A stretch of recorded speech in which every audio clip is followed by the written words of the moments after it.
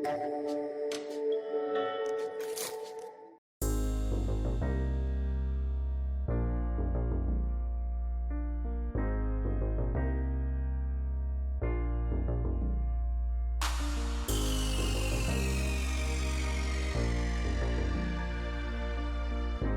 morning, everyone, and many thanks for accepting our invitation to this seminar. My name is Ettore Greco. I am the Executive Vice President of the International Affairs Institute, Istituto Affari Internazionali, and also the head of the Institute's program on multilateralism and global governance. I am very pleased to open this seminar whose theme is the economy of space, evolution and forecast. Let me stress, first of all, that this seminar is part of a project our institute is conducting in cooperation with the support of the Intesa Sanpaolo, one of our strategic partners. We have now, I would say, long-lasting partnership, and very productive one with Intesa Sanpaolo. I would like to thank the Intesa Sanpaolo and also Hugo Doyle, who will speak immediately after me. This series of seminar, we called it Space Lecture Series. Essentially, the goal is to discuss how the growth of space activities and the space race we are witnessing, this very clear trend, having clear impact and many reverberation and implication, at least on three closely interconnected dimensions that we would like to explore. The one is the geopolitical dimension.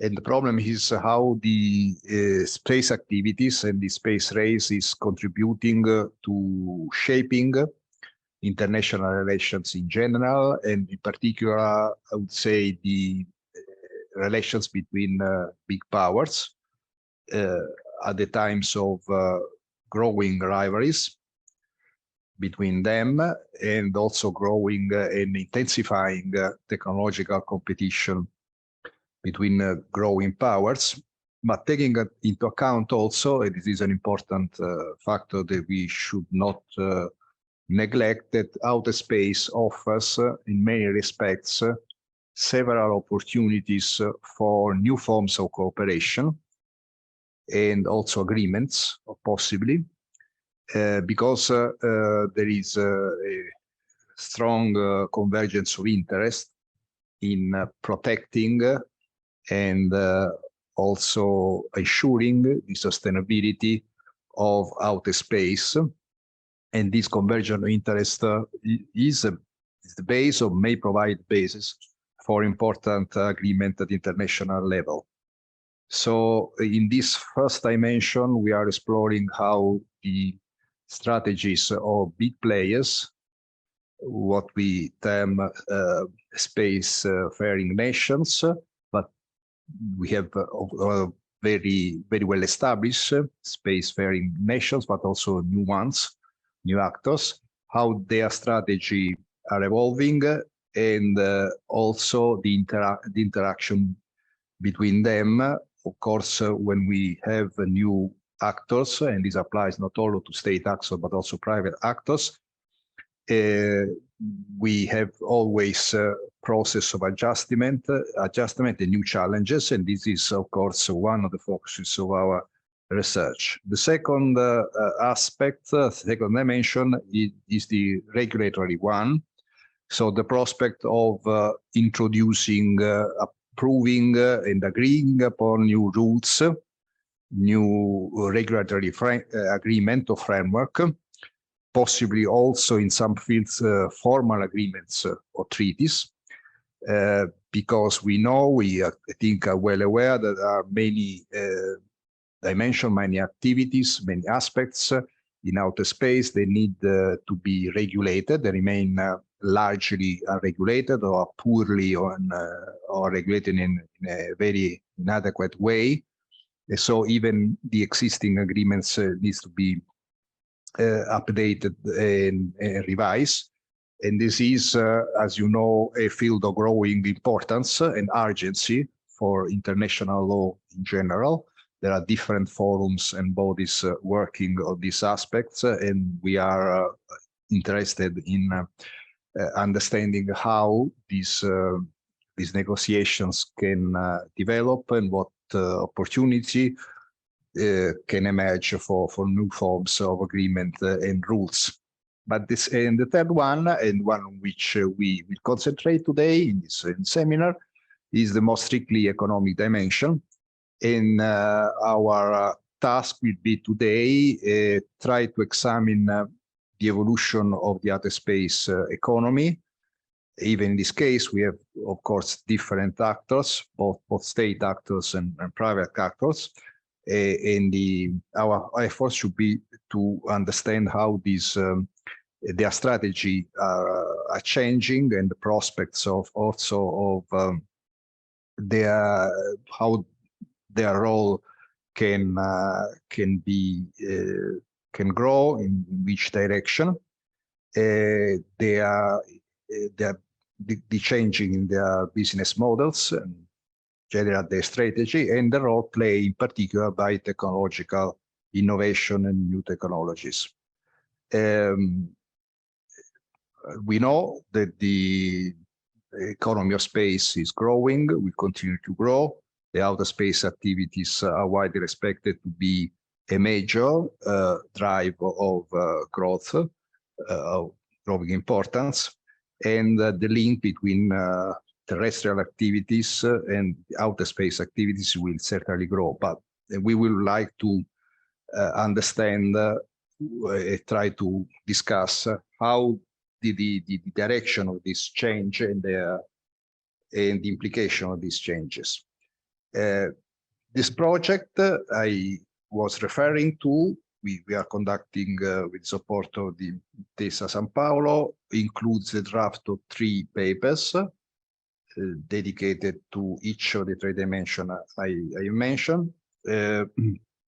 On each of these dimensions, we have committed a paper to a space specialist. I think the 3 papers will be published by the end of this year, so will be available by the end of this year. And essentially, one of the main objectives of those seminars, including today's seminar, is to discuss the main points of the paper in order to also receive your inputs and comments, and then allow the paper giver to then change and update their papers. In today's, we will take advantage of very outstanding panel. Let me just underline that the paper we will discuss will be presented by his author, Jules Varma, Research Fellow of European Space Institute. But we also want to thank the other panelists that will be presented by my colleague La Rocca. So I look forward very much to our debate today. And now I have the pleasure to give the floor to Ugo Doyle, Senior Director, Head International Public Affairs in Intesa Sanpaolo. Ugo. Thank you. Thank you, Ettore, and it's a pleasure, of course, to be delivering these opening remarks together with my good friend Ettore Greco, Executive Vice President at Istituto Affari Internazionali, within the framework, Ettore, that you mentioned, of the series of workshops that Istituto Affari Internazionali and Intesa Sanpaolo have been working on over the recent months and year, I should say, on the Geo-Finance of Space.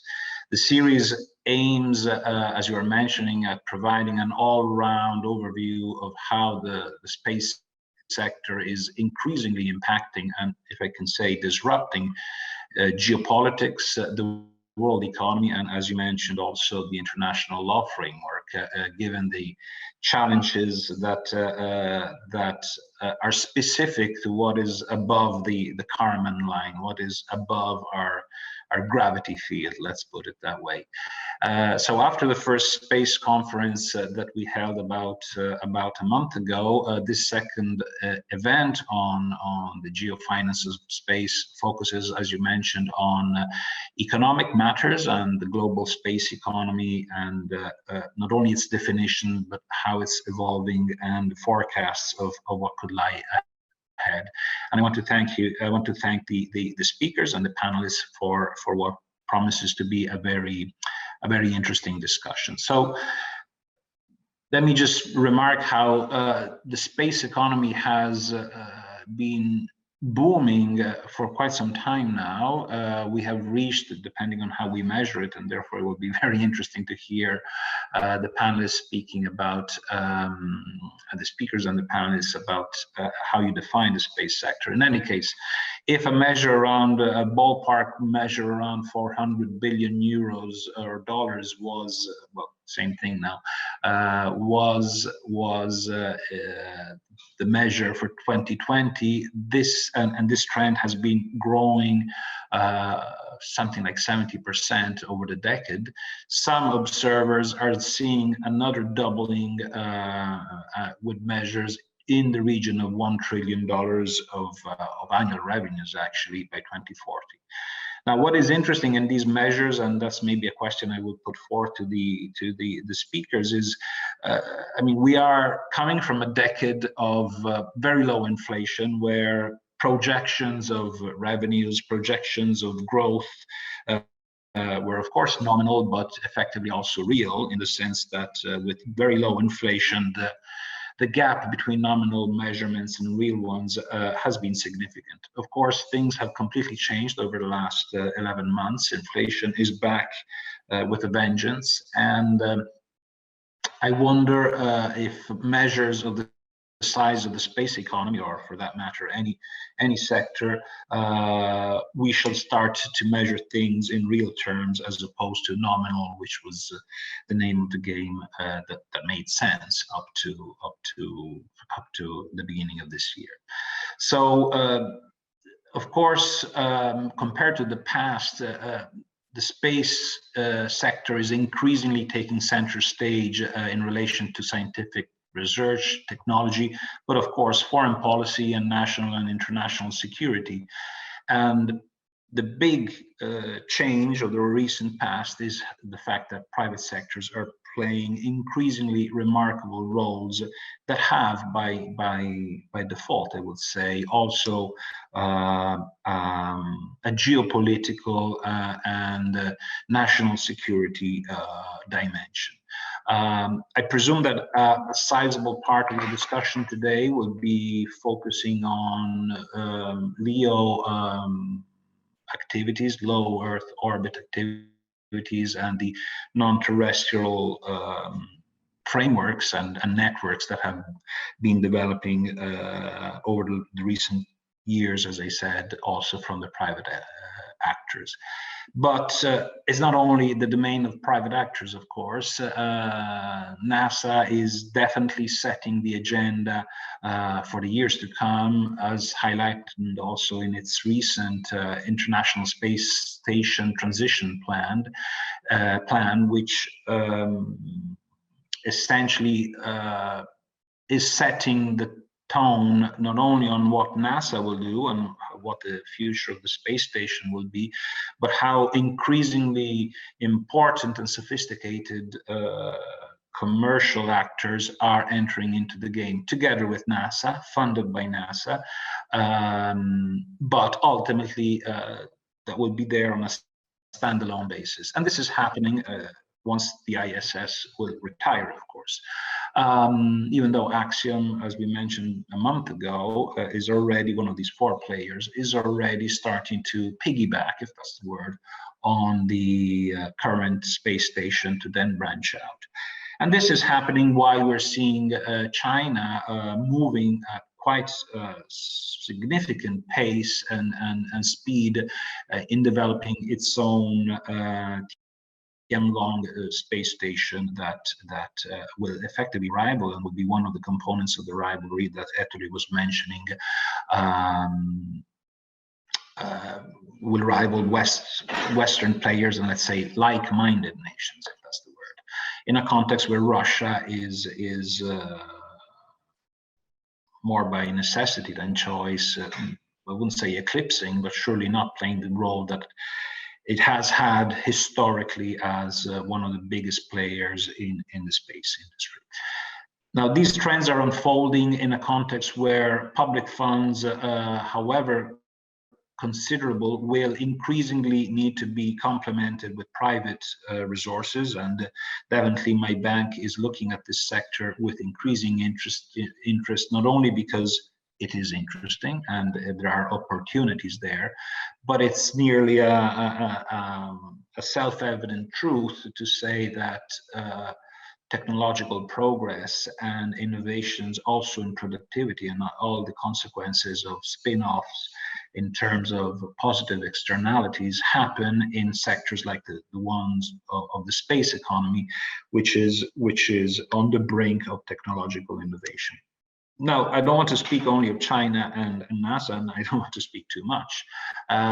It's interesting to note that exactly now, in these hours, today and tomorrow, the European Space Administration, the ESA meeting, the so-called ministeriale, the ministerial meeting of ESA, which is a very important meeting, is taking place exactly now. So we will see what happens. This meeting is one that delivers critical decisions. Essentially, ESA's plans for the coming years will reflect not only the needs of the member states towards their presence in space, but also their ambition and their desire to put money, that's public money, of course, to increase the role of ESA, but also to increase the ambition of single member states, which include, this is an important point, also the UK. I mean, ESA is not part of the EU agencies that Brexit has severed its links with.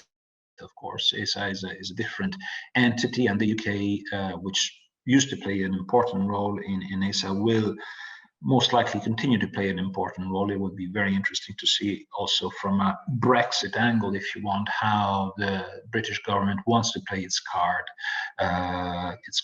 in this realm. Now,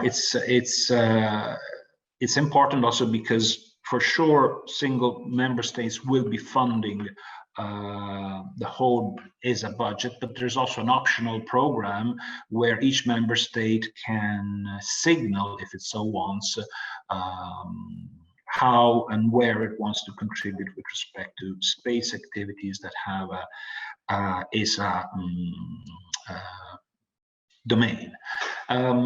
Quickly, I also want to mention that the focus on the space economy is becoming very important in Italy, also in view of the fact that in 2024, Milan will host the International Astronomical Congress, which is a very important pivotal moment for the industry, and Intesa Sanpaolo is looking forward to being part of that event. Let me close my quick remarks just by saying that Intesa Sanpaolo is looking at supporting the space economy additionally compared to the past.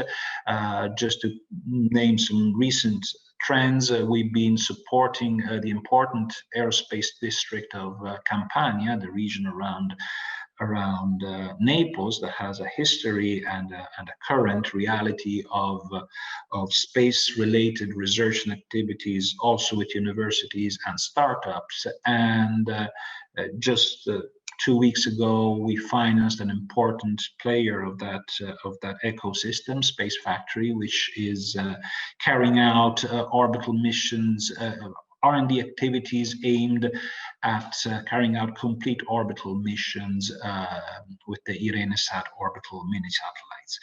So it's a pleasure to put myself in listening mode and hear the remarks of the speakers and of the panelists.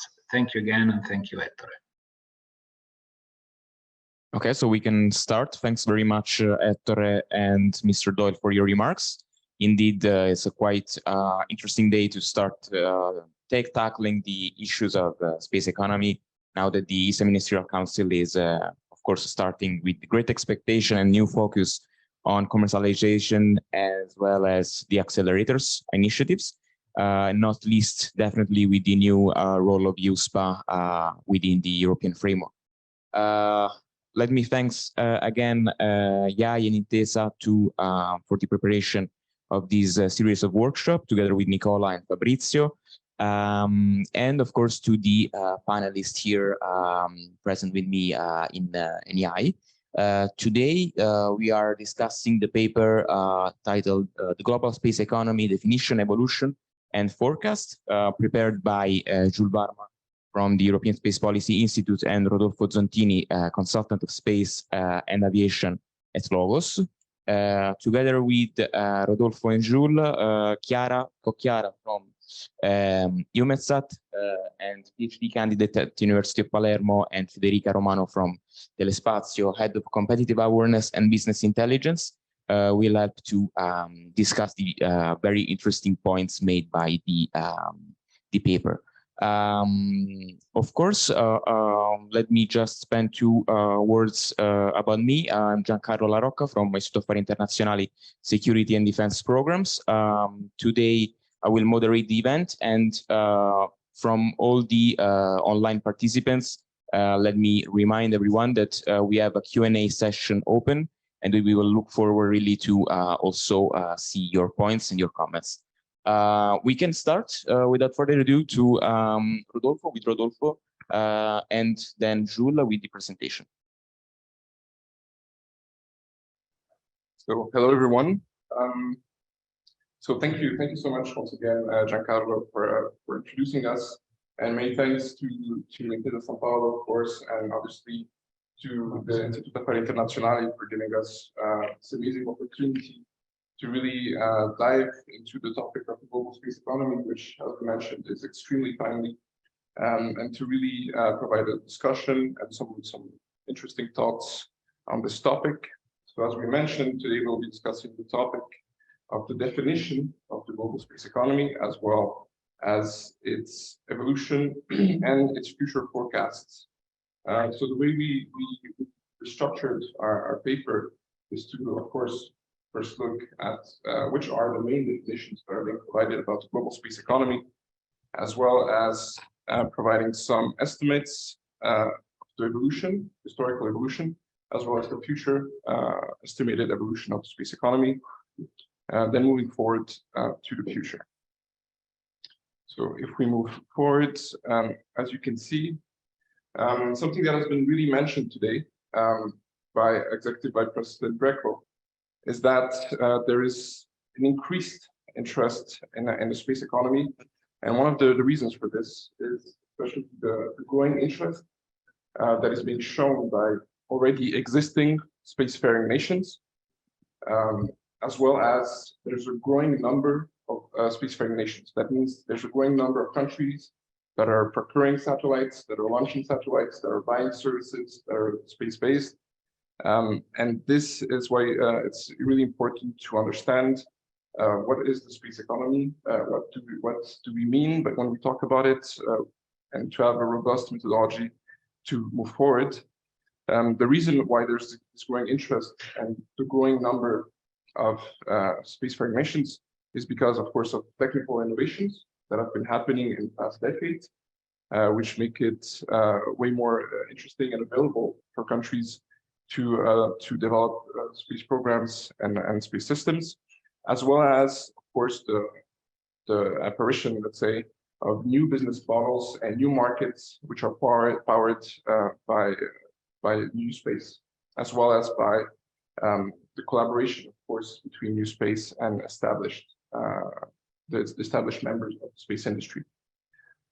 So the combination of these two factors, so technological innovations, as well as business models lead many to believe that the space economy will grow to become one of the trillion-dollar markets in the next 10 to 15 years. And this is why we've taken this opportunity to discuss this topic. So here, before moving to the actual definition of the global space economy that have been provided, as well as giving the value in numbers of the space economy, the first thing that we did was ask ourselves two questions, which we believe are extremely important to define the topic.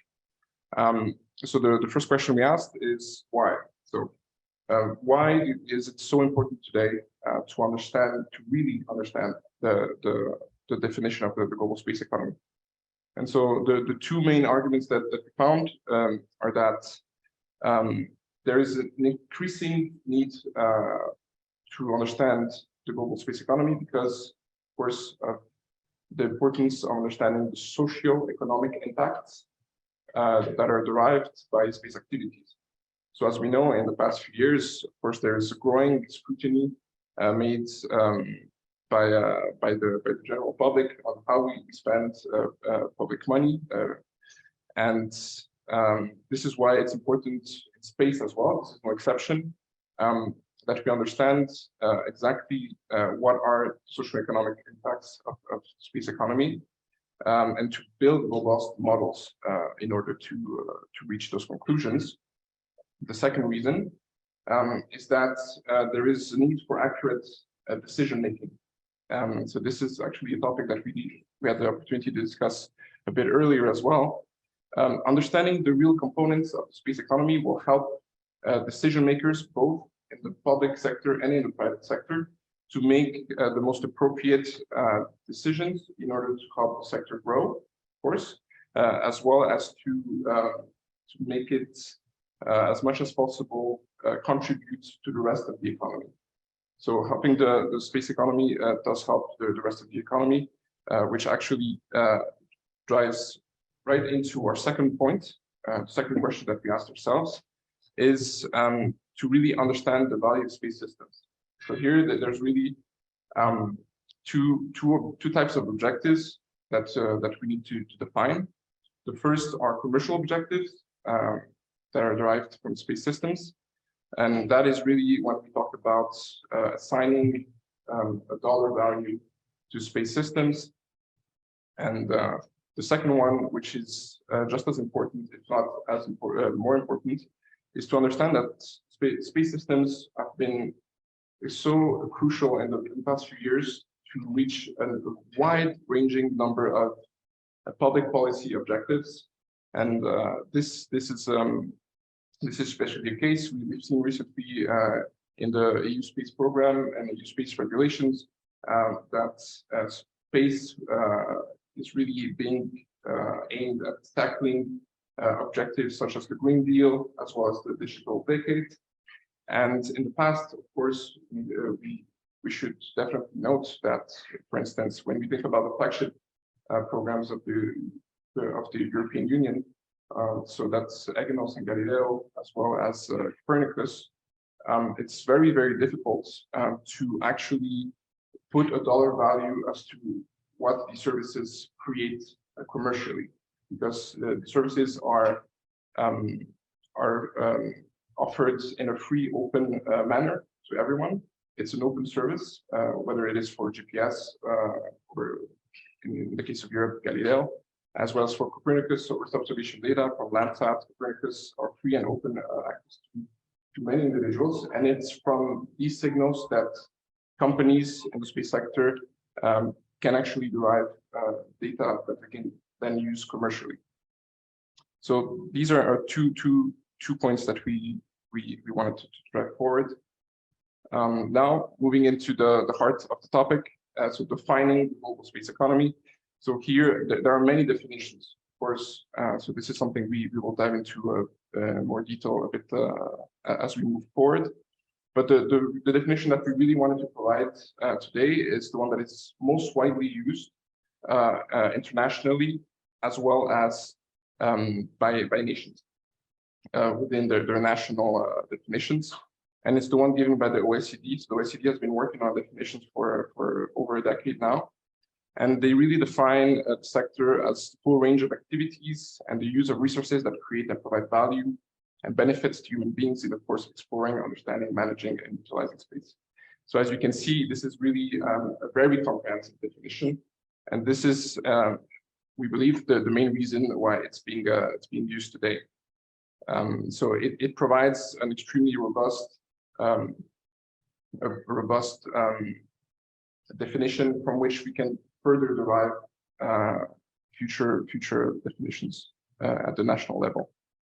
The OECD, as you can see on our slides, are also responsible for really defining the space value chain, which is really important when you consider the space economy.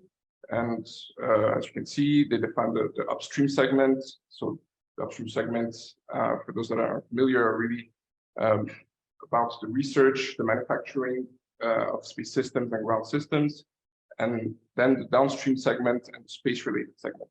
So as we will see moving forward, when we talk about definition and the components of the upstream segment, there is more or less a clear idea of what the value is, but the debates start when we talk about the downstream segment and the space-related segment, because it is increasingly unclear what we should include in those definitions.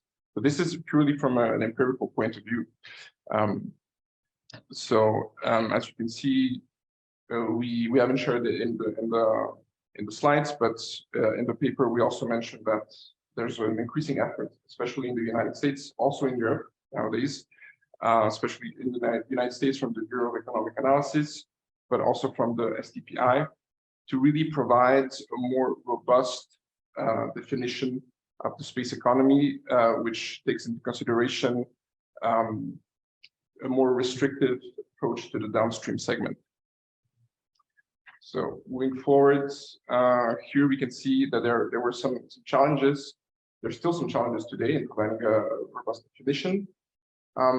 So as we mentioned, some of the main challenges are the fragmentation of the national space statistics landscape, which means that essentially there are different ways of approaching this question in different countries. There are within the countries already an underdeveloped national classification systems for space. So this is something that is actually changing today, which is a very, very good sign. As well as there's a relative lack of transparency and access to international data, meaning that, for instance, NASA is one of the most transparent actual agencies for space economics data. We know exactly how they spend and how they procure space systems. This is not the case in Russia and China, for instance. So it's difficult to provide a global answer to the definition without those exact details. But we also presented some way forwards, increasing professionalized study of space. And as we will have the chance to talk about further, a lot of efforts are being made today in this sense. So here, moving forward to the second part of our presentation on the evolution and the estimation of global space economy. We see from this graph that, as we mentioned today already, there is a growth in the sector. So these are actual estimations from different companies. These are the most widely used estimations. And we can see, of course, some institutions, such as the IDA, as I mentioned earlier, have a different definition of what constitutes the downstream. And this is why their estimations are a bit lower. But otherwise, we see that the estimated value is around between 350 and 450 billion, depending on who gives the estimates. And so we will have the chance moving forward to actually dive deeper into these estimations and why they're so different. So without further ado, I'll pass the floor to Jules. Awesome. Thank you, Rodolfo. So the point of this slide there you see in front of you is to kind of aggregate what's included within the global space economy. So this is an aggregation done by the European Space Policy Institute for the global space economy in 2020. What we see is that generally 4 big components are included within the global space economy, which are government space budgets, ground stations and equipment, commercial satellites and launches, and space products and services. Space products and services is where we'll generally have big discrepancies between estimates, once again, based on the definition and what people include within the space economy and what they do not include. Another point, slide. So another point we thought was really important to mention, and this is also in line with the discussion we've been having, with the opening remarks, has been the role of private capital. So the current wave of commercialization is different from the ones we've seen in the 90s or maybe in the 80s, just due to the massive influx of private capital that we've seen. And this private capital has enabled the growth of new products and new technologies, new manufacturing capabilities, as well as business models. And when having a look at numbers, since 2000, Bryce Tech estimates it's been a little bit over $50 billion invested into new space into worldwide space startups. A large majority of this has been venture capital, over 80%, and more than 50% of this total has gone to the five biggest companies. When we look at Europe, at least in 2021, and so this is not including OneWeb, we saw over 611 million euros invested in 86 deals. 80% of this was venture capital, and we saw as well one SPAC in 2021. So for 2022, the European Space Policy Institute has already begun crunching the numbers as well. We will be breaking probably the billion euros with more deals as well, and this is not including OneWeb 2. However, we are expecting a stark decrease from 2023 onwards. Now, why do we as well present these private numbers? Is that so? The sheer volume of private capital is not becoming comparable to public budgets, and so while both of these numbers and let's say estimates are not necessarily relevant to compare as such, we are now seeing that they're becoming complementary. Notably, as private capital really can catalyze new technologies and new companies. Now, if we look at really the meat of the subject of what we decided to do for this paper, it's also looking at the global forecasts. So when we look at this idea of this trillion dollar economy that has been mentioned by many, and so we had a look at who estimates this. So 5 companies came out with this estimate. So we saw the UBS, Morgan Stanley, U.S. Chamber of Commerce, Bank of America, and Goldman Sachs. All of these have an estimate between 2040 and 2045, and reaching this approximately this trillion dollar, if not more, economy.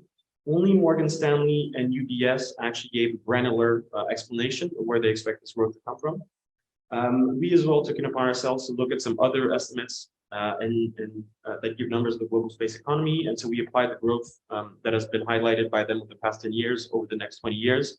And what we see is that except for the SIA, the Satellite Industry Association, all of them also have estimates that's going to be reaching $1 trillion. So this is not just a Morgan Stanley and investment banks. Now, when we look at the origin of this growth, the variations in assessment, and the limits to existing estimates, there's a lot of points that are worth mentioning. So when we look at the origins of growth, what we see is that a majority of this growth is going to come from sale of satellite and broadband services, as well as from the growth of ground stations and equipment. Morgan Stanley also decided to include within their estimates secondary effects from broadband services, which means e-commerce, online advertising, social media revenue, and all of this they're expecting will be reaching 460 billion by 2040. When we look at the variations in assessment, here it's pretty interesting too. First of all, in terms of market penetration, so by example, Morgan Stanley estimates that there's going to be 74% market penetration out of an estimated total population of 9.2 billion by 2040. UBS has a bit of a different approach. They just doubled the number of customers. There's also differences in terms of ground stations and equipment, notably as Morgan Stanley looks at it in terms of technological development. So they're expecting that we won't be seeing as many ground stations just because the technology will keep on developing, whereas UBS does not. Now, when we look at the other forecasts, none of them look at the development at a granular level. They just give some big ideas such as space tourism, space-based solar power, and LEO orbits.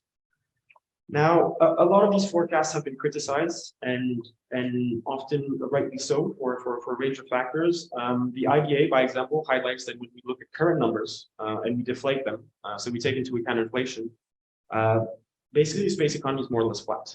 The growth is about 1 or 2% on a yearly basis. And what does this mean? It means that we're nowhere near to be able to reach $1 trillion economy on current growth estimates. Beyond this, when we look at market penetration, by example, the market penetration highlighted by Morgan Stanley, we're talking about bridging the connectivity divide. And all the new people in these white zones that do not have access to internet generally come from areas of the world that where people make less than $2 a day. And it's very hard to understand how such a growth, market penetration, and a growth of global economy will come from these areas where people have such low revenues. Finally, the IDA also does highlight, and once again, rightly so, that a lot of these estimates for potential drivers, future drivers of the global space economy, come from business models that are very far away from generating revenue, and it's hard to start. So now it's not all doom and gloom really, and actually during our research we figured out that there's a lot of things that we have to be looking forward to, and what we call the Great Space Mission. Already on the downstream sector, on the downstream side, sorry, we're already seeing that, by example, GNSS enabled systems will be already reaching $500 billion of revenues by 2030. So some of this can be included within the space economy, some of it not. It also depends on how you look at it.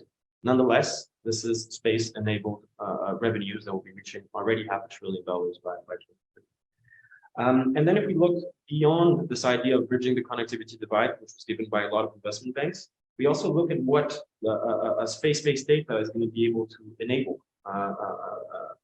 It's bound to become an enabler of future applications and strategies. And so we can start looking at things like IoT, and through ubiquitous connectivity, questions of mobility, questions of smart everything, digital twins, metaverse.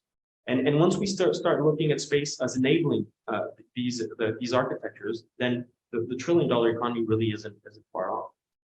And now we also have the upstream side. So as I mentioned before, the IDA did highlight that some of these business models are very much far away from revenue. But what we are seeing, and which was highlighted actually by Hugo in his opening remarks, is that already these space markets, let's say space for space or low Earth orbit or lunar markets, some of the companies, some of the commercial companies in let's say those areas are already generating revenue. Sure, they could be pilot projects. Sure, they could be government subsidies, but we're already seeing some kind of revenue happening there. Then, as was mentioned, the ISS will be retiring by the end of the decade. China has their own space station. What does this mean for future of let's say even Europe in space, and how can we leverage these commercial space stations for growth on Earth as well? Artemis 1 was launched very recently. What does this mean regarding to mankind, humankind being back on the moon in terms of lunar economy? ESA at the ministerial is going to be presenting the Moonlight Mission, which is also this public and private, let's say, project which aims to bring connectivity on lunar orbits. And furthermore, how to say, basically the merging of upstream and downstream services is going to be increased. And so what are we likely to see is that access to space and access to space-based data is going to be increasingly merged, and being able to define what is coming from space and what is not coming from space is going to be very difficult to quantify. So the total addressable market really is very hard to look at, but discussing it or dismissing it altogether is definitely not the approach we would take. Now, as a conclusion, and to kind of try to wrap things up a little bit, when we look at the current boundaries in the space economy, so as generally defined, it's very hard. So it is growing, but definitely not as fast as many of the estimates are highlighting. And it's very hard to imagine the four kind of like segments that I discussed about earlier reaching $1 trillion in terms of revenues. But as I also just mentioned, these estimates don't necessarily look at future marketplaces, and this is a point that we really want to underline. And I think this is Bill Gates' quote. I'm not even sure. I just found this quote and I thought it was really interesting. Anyways, it says we always overestimate the change that's going to occur in the next 2 years and underestimate the change that will occur in the next 10. I was just looking at my iPhone this morning, and realistically, the iPhone did not even exist 10 years ago. And when you think about all the marketplaces that have been developed based on smartphones, like even with earpods, we're talking about just a product that has a market cap of 30 billion. When we look at our applications, Uber and Spotify, these are markets that did not exist before the creation of iPhones or phones, smartphones in general. And so it's very hard to already estimate or understand what marketplaces we will be seeing 15 years in the future, 20 years in the future. And finally, as a last point, and as we did highlight, space and non-space is becoming increasingly difficult to distinguish. And we really do see that space infrastructure will be catalyzing all the future, at least downstream markets of tomorrow. And when we look at commercial opportunities, whether as a bank or as a venture capital group, looking at investment just based on space economy within its segmentation is maybe not once again the approach that we would take, but really when looking at opportunities, then we realize that a lot of these future markets will be relying on space-based data or services. Now, on that note, thank you very much, and happy to discuss. Good, great. Thanks, Jules and Rodolfo. Thank you very much for this presentation. And I'll leave directly the floor to Federica for the first round of comments. Thanks.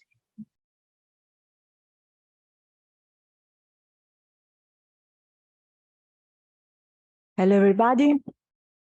Thank you for inviting me to this very interesting meeting and the paper. Thanks, Jules and Rodolfo. I think there are a lot of interesting points that we can highlight and discuss together.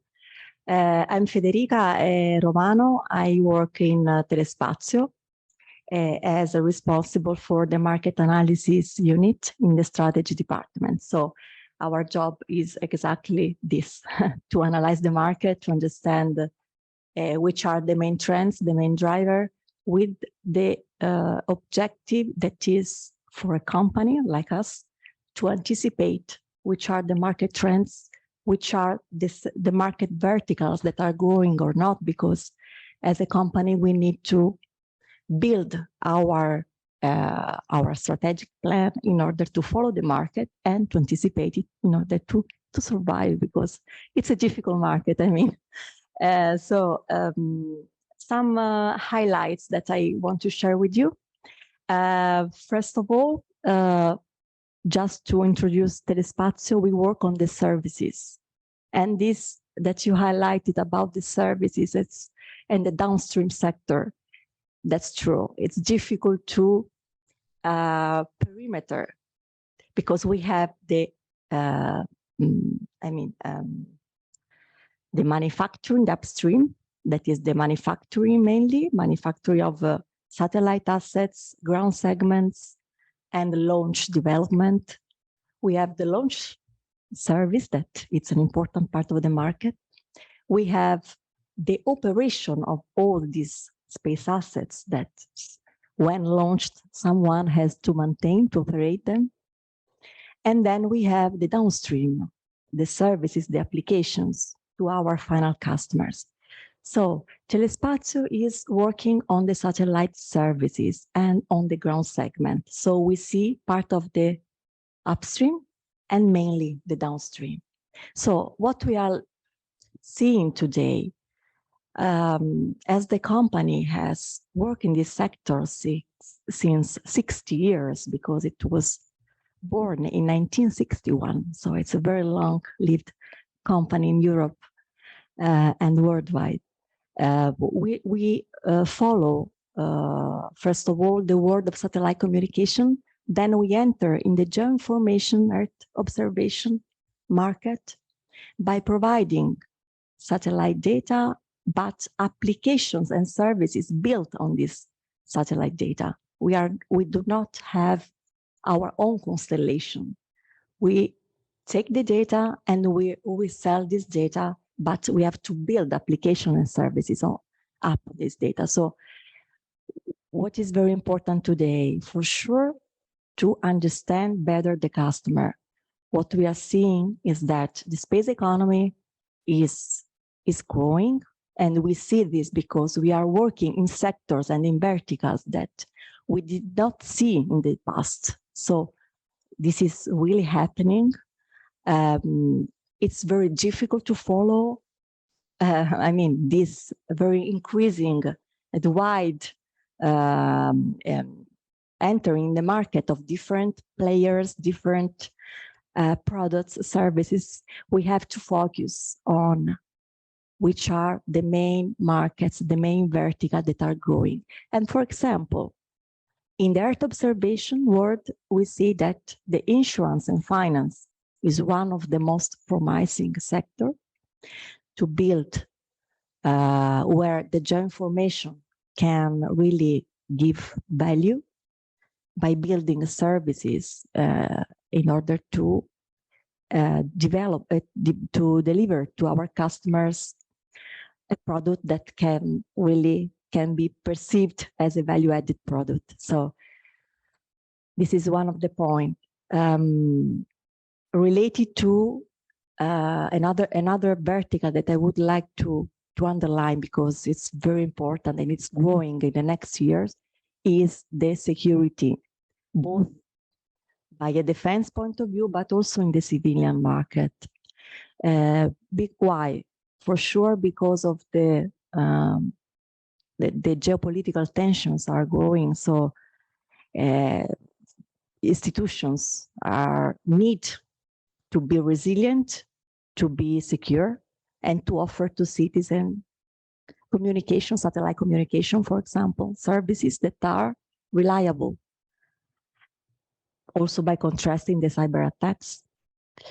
And also the militarization of space, that is the defense, is more related to the defense part of the institutional market, but it's very important and it's growing. In the last 5 years, Euroconsult estimated a growing of 36% of the defense space budget. So this for sure is an important point for a company also like us that work for both institutional and commercial customers.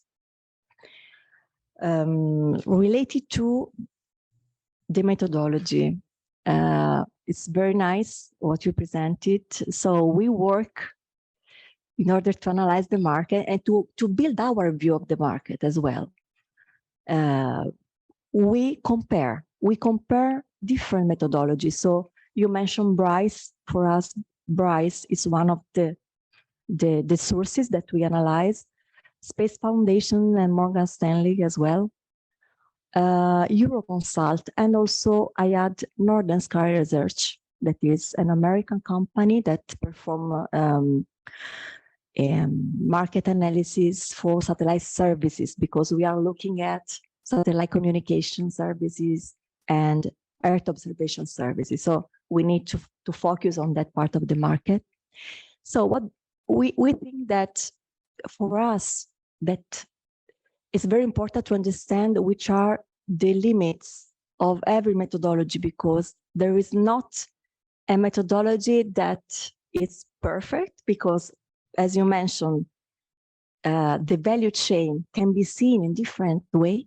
So for us, it's important to interpret correctly that data. Sometimes we saw that, for example, working with these external sources of market analysis companies, that they also do not disclose in a very transparent way, which is the methodology they use to aggregate data.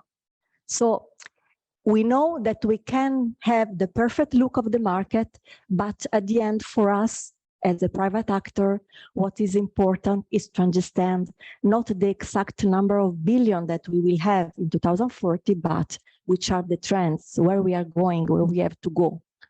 This is very, very important for us. Let me check here what okay, about the inflation point of the market. So it's a very interesting point.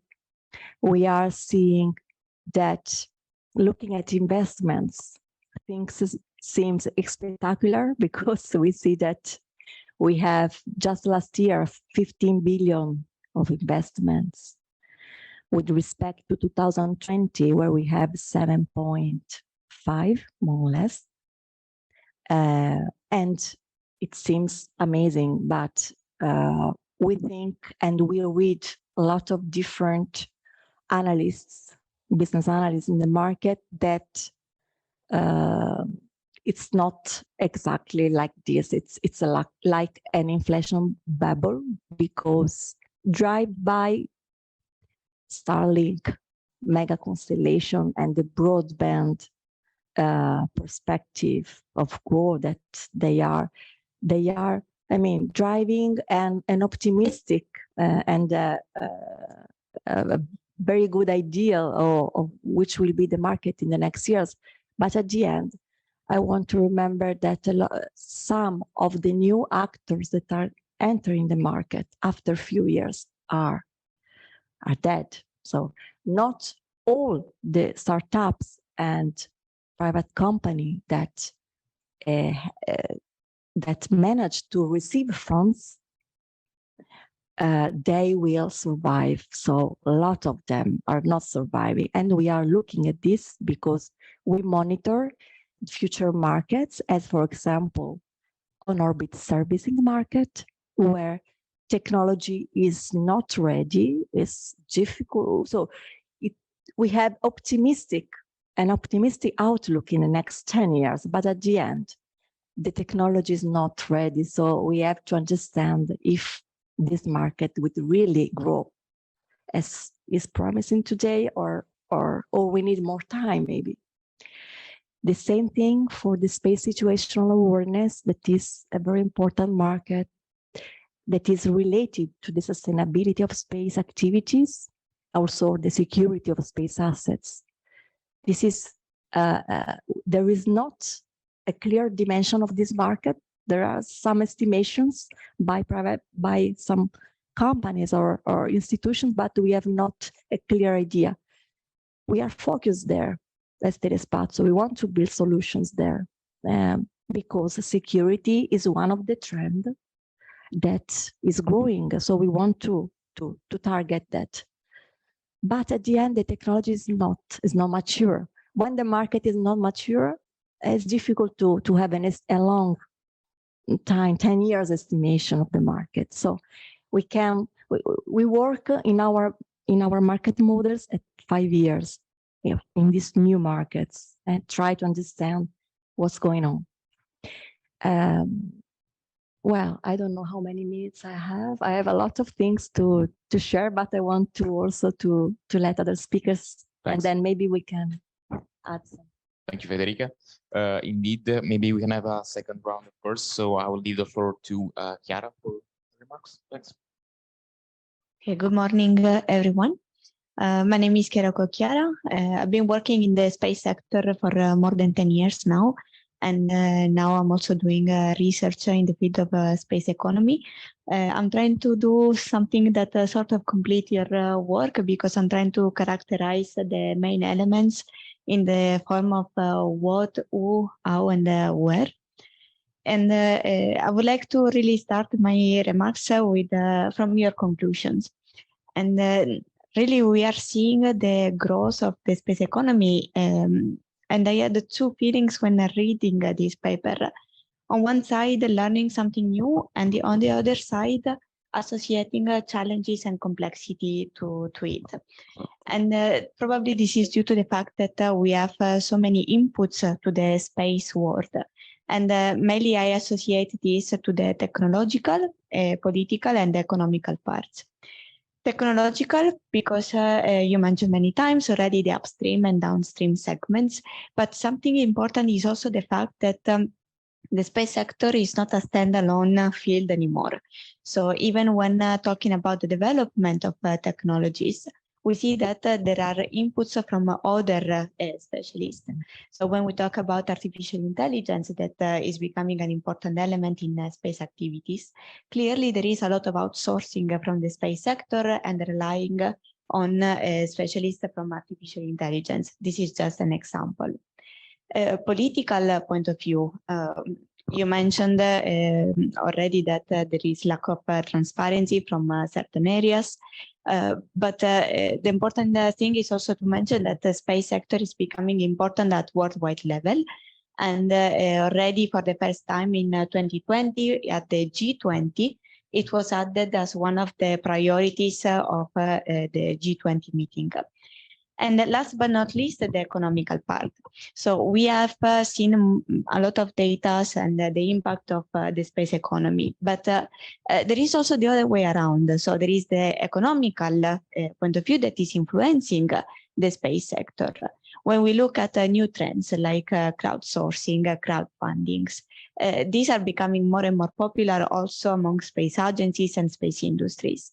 NASA, to mention one, have the so-called NASA Solve webpage, where people can participate to challenges. So really, we see that the complexity comes not only from the space sector per se, but also due to all the inputs that are coming from the outside. And another thing that you mentioned in the paper, and I was not aware of it, is the fact that the space economy is not yet a category in the international standards. And as you say, this leads us to rely on local entities to collect data. And how reliable are they? So what are the parameters used in order to measure the space economy, or to understand what falls within the space economy? And towards the end, you also mentioned the so-called space for space, and elements that are still singled out. We mentioned already many times lunar bases, lunar villages, and commercial space stations. And allow me to bring my direct experience here. I collaborate with the Space Economy Academy, and we work with many universities, with the Space Foundation all around the world. And I meet with many students, and these are new entrepreneurs, people that have new brilliant ideas to join the space sector. And about 90% of these new entrepreneurs, they come with ideas that operate in the downstream segment. So they want to use space data, and they want to develop applications in support to other fields, from agriculture to medicine, infrastructure, and so on. And then just a few months ago, I met with one student from the US, and he wanted to build a new commercial space station.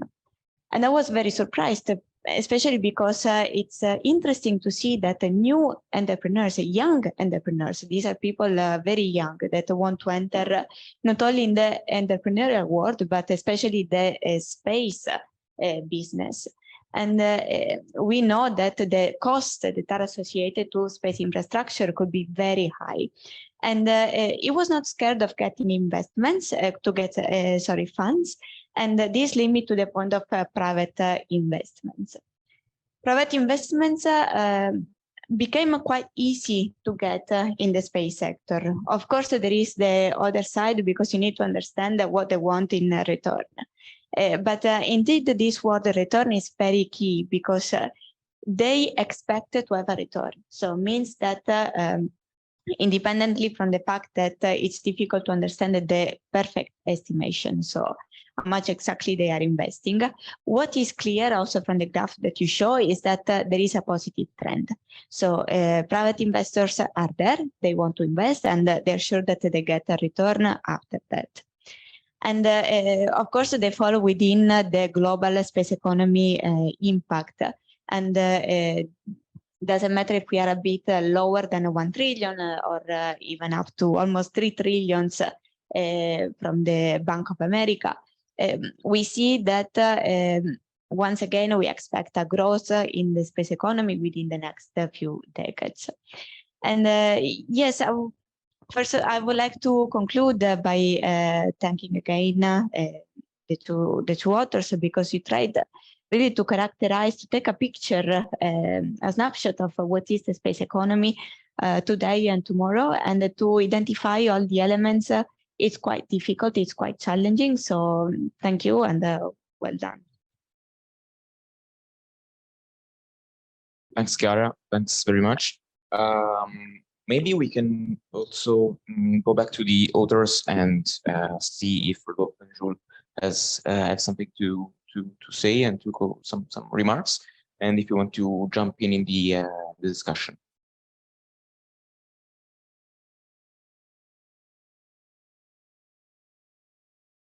So, I mean, thank you so much for providing inputs and really set the tone for the discussion.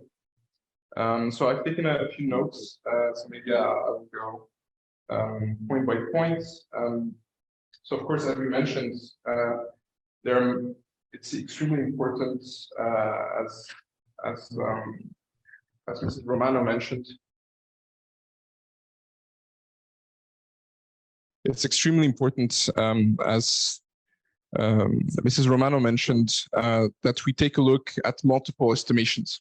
So this is something that we are seeing.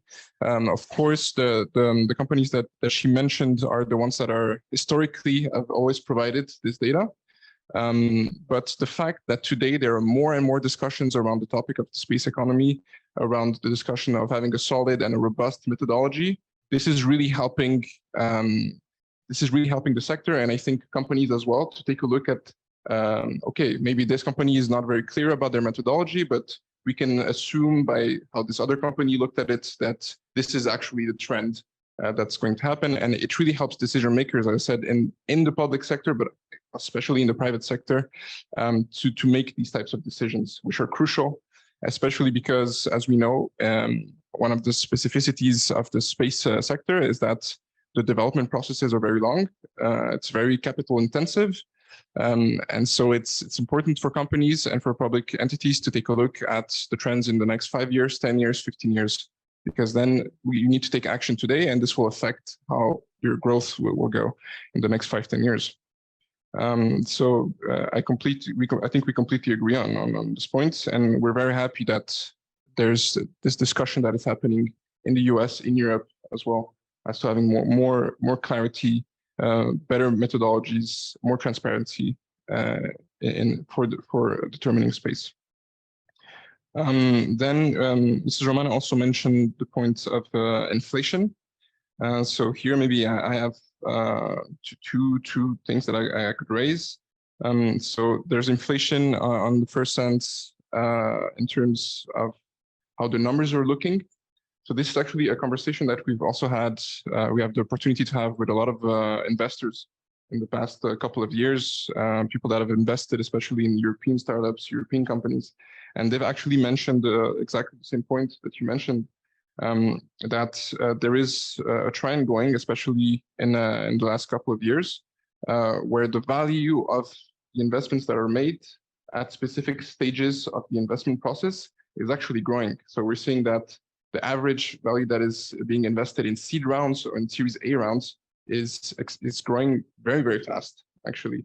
So which means that companies that are maybe at a less developed stage of technological capability and of capacity to actually generate revenue are receiving the type of funds that they should have received when they were in Series C or in Series D or in Series E, when they're already in their seed funding stage.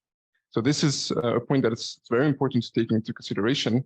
And this is why actually the discussions that we're having are essential, and understanding the trends, the robust analysis, having more people that are professionalized in this type of understanding and studying of the space sector and of space companies is very important also for investors. This is crucial. Then moving forward, thank you very much, Chiara, for the points you've made. You've raised a lot of very, very interesting points. So you've characterized the growth in terms of technology, policy, and more commercial aspect. And here we completely agree as well. Space is not a standalone field. Something that we've seen in the past 2-3 years, which has actually rendered a bit more complex the analysis of the downstream and the space-enabled activities, is really the appearance of digital economy actors in the space sector. So this is actually something that there are increasingly more companies that are not purely space that are entering the space sector. That means companies from the digital sector, I mean really programming companies, AI companies, people that are trying to sell a service that is more akin to a specific code to analyze Earth observation data, for instance, or cloud services, or a specific type of artificial intelligence that can handle the terabytes and terabytes of information that we're receiving from the space infrastructure today. And so this is blurring a bit the lines between, even when we were studying space ventures, when do we consider a company that's a space company? When do we consider that it's a digital company? Like the lines are a bit blurred, and further analysis I think needs to be made in this sense if we want to achieve a good estimation. So a very great point that you raised. And then from the commercial point of view, you've talked about crowdfunding. So we've had the chance actually to discuss before the panel a bit on this topic. We believe that there's very exciting times going forward for space companies and for space investing in space companies, because as the sector grows in importance and it becomes more visible and more attractive for a lot of investors, there are new ways that are being proposed to finance space. This historically has been difficult because of the lack of proper understanding of what space company, what are the growth curves of space companies, what type of investment is needed, the long investment periods. But today, as you mentioned, there's crowdfunding, and that is being promoted also at the national agency level. I've had the chance to speak with many funds that are thinking about doing a more digital approach to funding, perhaps using blockchain. There's many questions that need to be asked, but people are starting to think about it. And people are trying to also think about how we financed the aviation sector using asset-based financing that could also be used in space. But so the discussion is really booming now, and thank you for mentioning this. And I think that's, I will leave it at that, so I don't take up too much space. There's other points as well, but as we move on with the discussion, I'm sure we'll get to them. Thank you. Yeah, I'll just mention a quick point that I thought was quite striking during Federica's points. You're mentioning that Telespacio looks at models 5 years into the future. Is that correct? And so I was recently in a discussion with a VC, a European VC, and one big difference we see in Europe compared to the rest of the world is that we're slightly more risk averse, and we're not maybe willing to look 10, 15, 20 years ahead. When we see the innovative companies coming out of the US, they did not make revenue, and some of them are still not making revenue 20 years later, 25 years later. Yet they are now dominant in their fields. Of course, I'm thinking about the unavoidable SpaceX. But now when we think about commercial space stations, same thing. We don't really have any European companies set in, and this is going to be a big market to tap in. And so when we think that the European investors are a little bit risk averse, then naturally the companies are going to be a little bit risk averse as well. And I look throughout the world, and by example, a company or a country that is quite striking in their approach is Japan. Japan actually, the way they approach their investments is, first of all, less VC investment, and they work a lot with banks. Banks are increasingly playing a bigger role and investing bigger tickets, and they don't have this kind of return on revenue profile of 5, 6, 7 years. And I think this is maybe as well something we should look at within the European ecosystem, is look at different investors and maybe be willing to be a little bit more less risk averse. Thanks very much, Jules and Rodolfo. By the way, I encourage all the audience online in presence to address the panelists if they have any questions. By the way, in the meantime, maybe I just ask Federica and Chiara for a very quick remarks on what was discussed now with Jules and Rodolfo. Thanks. Okay, no, just for Jules, yes, I agree with you about the different approach of European and with respect to other countries. But also, I think that it's important to also to underline the different approach and the different space budget adopted by institutions, because we have US that if I'm not wrong, in 2021 allocated around 60 billion or 50, between 50 and 60 billion dollars in space programs. And European Union was about 2.3. I mean, there is a lot of difference also that encourage. At the end, United States was the origin of the space economy, the commercialization of space, if we go back into the past. So they, through also some specific space policy, encouraged NASA to externalize as much as possible commercial activities to private actors. And this was the starting point that saw as a consequence the enter in the market of private actors, and then of course the technology capabilities that were developed in the next years let other private actors enter, and then the sector will enlarging and attracting more investments. But this is fundamental to have in mind also this, because it's a so huge difference that we are, as Europe, we are facing with respect to other countries, as US mainly, but also China, even if we don't have the right estimations of the China space budgets, but China and Russia, Japan also is quite more relevant with respect to Europe, the space budget allocated. So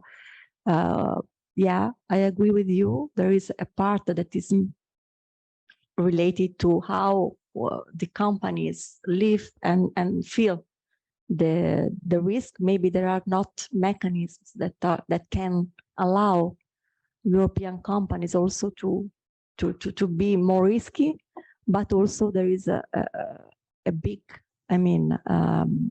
weight related to which is the space budget that is available. Because at the end, in the space sector, also today, I was participating to another conference and with other companies that work in the upstream, so satellite manufacturing and launchers manufacturing, etc. And at the end, they all agree that we could not survive only on the commercial market. For us, the institutional market is fundamental because they are our anchor customers that allocate funds in a multi-year programs that can help us to build very, technology that is quite high in terms of investment. So we couldn't do what we do without the support of the institution. So it's a very important part. Today is still like this. We couldn't survive only with commercial, working on a commercial market. So it's important also to keep this in mind. Thank you. Yes, I have 3 points that I would like to bring here to the discussion. So the first one is thank you for mentioning the blockchain as a source of fundings. It's a complex word. Once again, it means that we are bringing an external mean into the space sector, and it's not just about the fundings per se. Of course, we have cybersecurity issues. So we mentioned this before. We have a world that sometimes is not very prepared to use the blockchain, crypto money. We just saw in the last few days the failure of the bankruptcy of FTX. So this has a lot of impact. And of course, there are risks that are associated, and will be interesting to see how this will be inserted in the space sector. I had another small comment also for what Mrs. Romano mentioned before, because it was mentioned that we have startups that will fail very often. So it's not sure that once you start a business, you will be successful. And I was studying this, and I think about 21.5% of startups fail within the first year. Of course, there is lack of fundings, but management and so on. But then it's an interesting point, because by 2020, still as Bryce mentioned, we have 124 startups that received investments by 2020 indeed. So it is still a very big number. So it is sort of funny to see the contrast of new players, and at the same time how they fail. Yeah, it's very, I agree with you. For example, if we were looking with my colleagues to the small launchers, because it's one of the future development that is growing, and the small launcher market. And we saw that on the launchers, a lot of a startup in 2021 received funds, even if there is not clear which is the market, which would be the market, because most of analysts see that could be a very limited market, where just 4 or 5 companies in Europe can have a room. So it's very, there is a contract in some way. I agree. Then one last point, as you mentioned, the launchers as well, and maybe this is also a question for you. Again, there is a sort of contrast, because we are trying to lower the cost of space. You also mentioned on the paper. And my question is, how do you see this in the estimation of the space economy? Because maybe if we lower the cost, we would have more opportunities to launch, or new players that can enter the market. But then we are lowering the cost. So is there a difference in this respect? It's a bit Jules, yeah. Keep the question in mind. We have a question from the audience. Thanks, Carolina.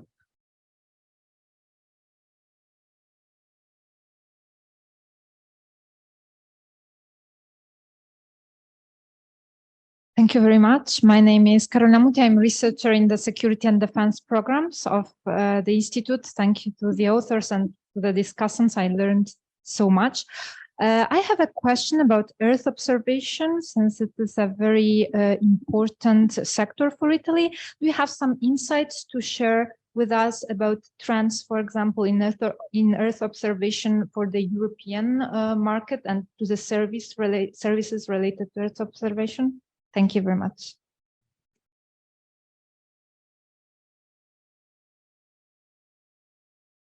Much, Carolina, and would you like to start?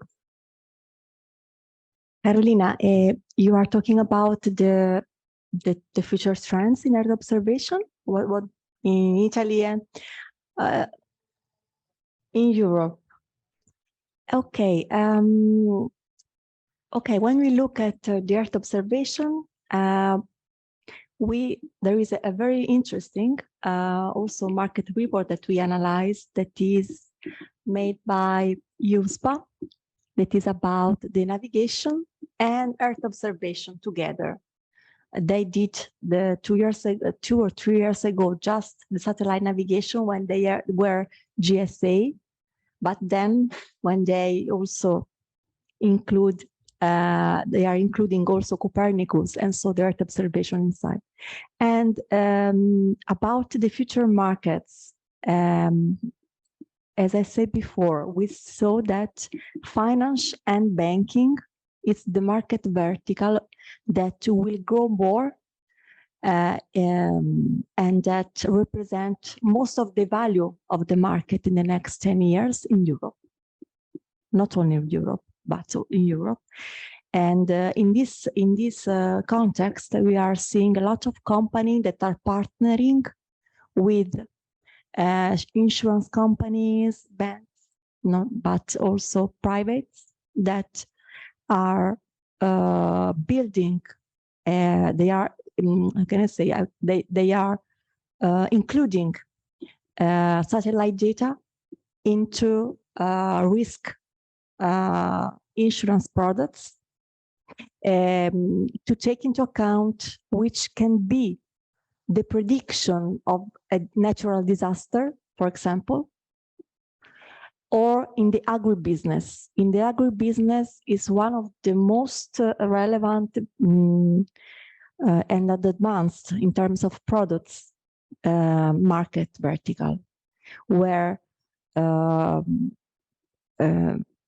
companies working in the agribusiness want to know that they of course need to have some policy, insurance risk products, and they need to understand what's going on in their territory in terms of if there will be some natural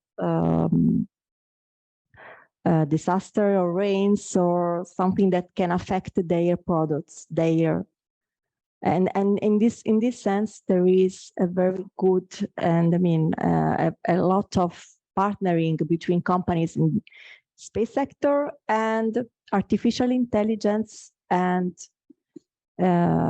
companies trying to perform the prediction together with satellite data. In artificial intelligence together can give you a vision of what it's most likely that will happen in a few days, in a week, and this is what is one application. Federica, thanks very much. Yeah, I'm running a bit out of time. I would ask very quick remark from the other panelists, and then we also maybe have one minute to take one interesting question from the online audience. So. Yeah, so very quickly on future transfer EO and keeping the commercial hat on, what we're seeing is that now the available and the breadth of data is truly fantastic, and it's only going to keep on increasing in terms of quality, quantity. The only issue we're kind of seeing European but global scale too is using this data in a commercial way. So we're seeing a lot of inputs, so we're seeing a lot of technological push, we're seeing very little market pull.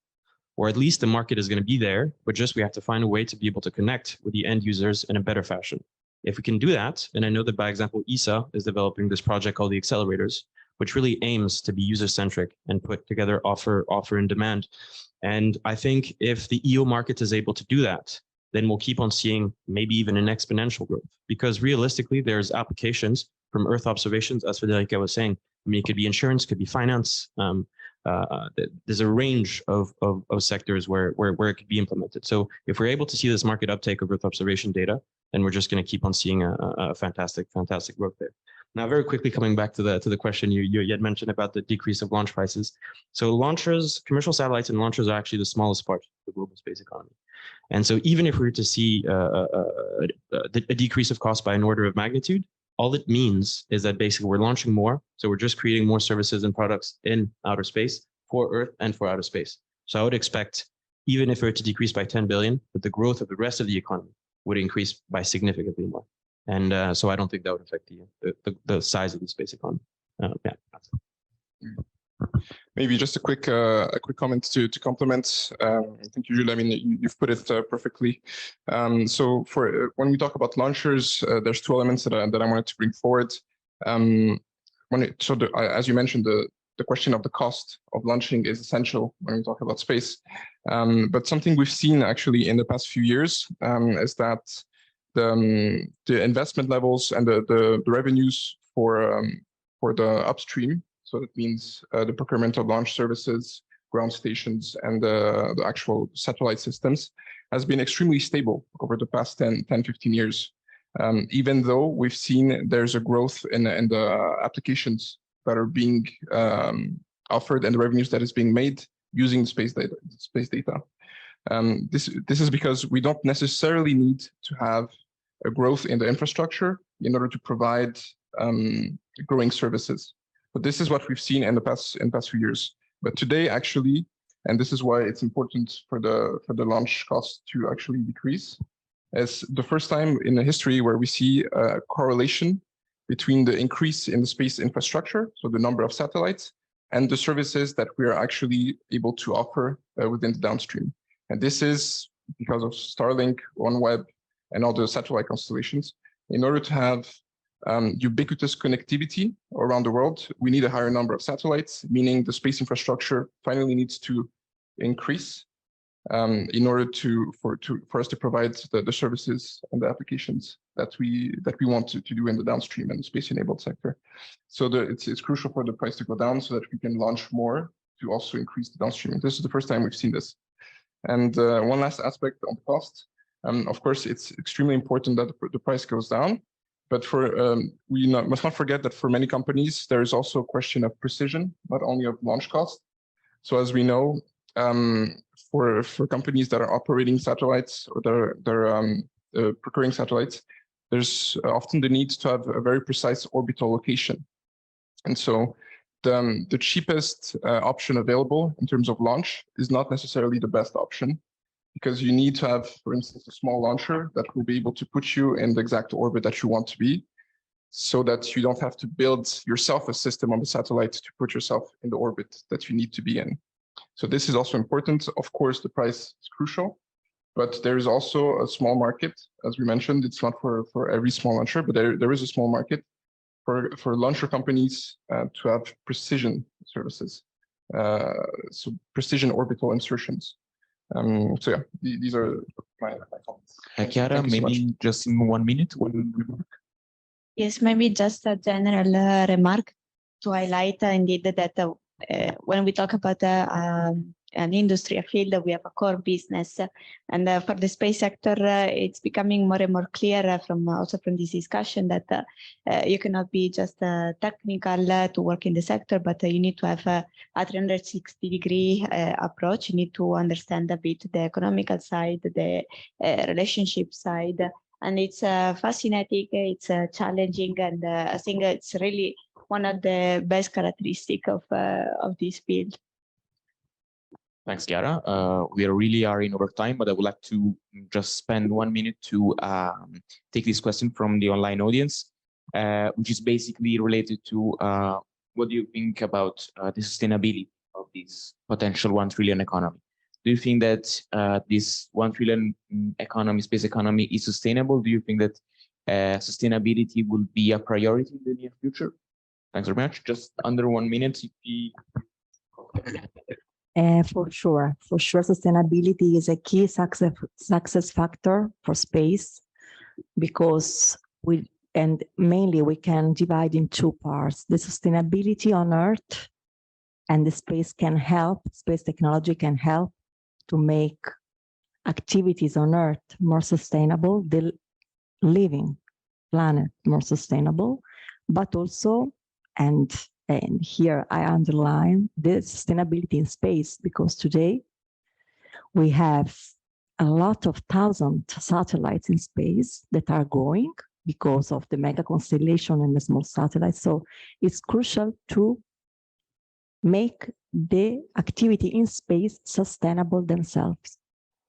And well, this is what I think. I leave the floor to the other colleagues. Yes, very briefly, I also agree. And it leads me to the concept of circular economy. And really, I believe that there is a lot of sustainability there in the space sector as well. And I had another thing in mind, but I forgot. So I pass it over and then maybe come back. Yes, so I mean, I think we all agree that sustainability is extremely important when we consider space assets. If we want to have a growth of the infrastructures in space, as well as the services that are derived from this infrastructure, we need to be extremely sustainable and bear that in mind. And actually, I'm very happy that this is taking more and more into consideration. Chiara, you mentioned that last year the G20 put space on its agenda, and that's one of the things that they mentioned is the sustainability of space activities. So it's very high on the agenda, on the political agenda, and this is crucial. And it's an opportunity for a lot of companies also moving forward to take this into consideration, I believe. Yeah, well, I'll be very quick, and I'll just focus on space for Earth. Yeah, it's just really important to remember that a lot of the impacts and evolution of climate change is only can only be tracked from space. A lot of ECV, so essential climate variables, can only be tracked from space, and so space will play a critical role in both the adaptation and the mitigation against climate change. And also, I think natural disasters was mentioned very recently. This is also going to be very important in the adaptation and mitigation of climate change. I remember. And yes, so sustainability is definitely there, and I put here like the challenge that we are going to face, and it's about the international space policy. So it is going to work to grow. We are going to have more applications, more countries that work in the space sector, news in the upstream segment, downstream segment. But how do we deal with that? We have the issues of the space debris. We spoke about low Earth orbits before, and it is important to find a common base globally. It's quite difficult because we know that regulations in some areas rely on national regulations. So you cannot create an independent space law because you need to be compliant with the local and national regulation. So this is, I think, the biggest challenge that we will face in the near future. Thanks very much, Chiara, and thanks everyone for the comments and remarks. There is really much that you touched, many points, and there are many others that would require us to go for a couple of days more of workshop, or at least a couple of series more in the coming years. So take it as a suggestion, of course. But first of all, thanks Federica, Chiara, and Rodolfo for the presentation and the comments.